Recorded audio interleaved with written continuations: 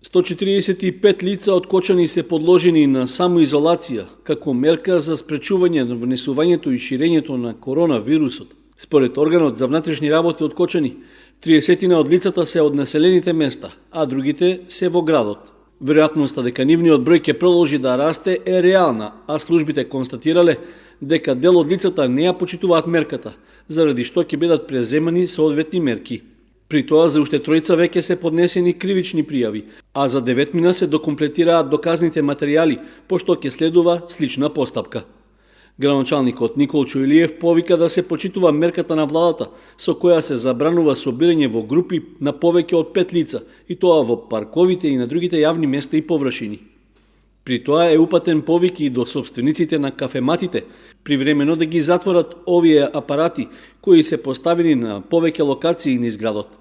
На тој начин би се избегнала и можноста за собирање на луѓето во поголеми групи. Повикот се однесува и на така наречените малски продавници, кои истовремено се користат како места за консумирање алкохолни и други пијалоци и собиралишта на поголема група луѓе. Намалувањето на можностите за ширење на коронавирусот ќе се постигне и со избегнување на собирање на најфреквентните локации во Кочани, практика од која дел од граѓаните на Кочани никако не се одрекуваат. Пред се станува збор за градскиот плоштад и паркот, а забележани се активности и од поголем обем на неколку спортско-рекреативни терени во градот.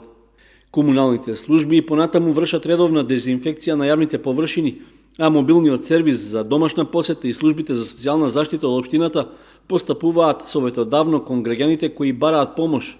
Исто така ги обслужуваат и болните, старите и изнемоштени лица и им помагаат при набавката на храна и лекови.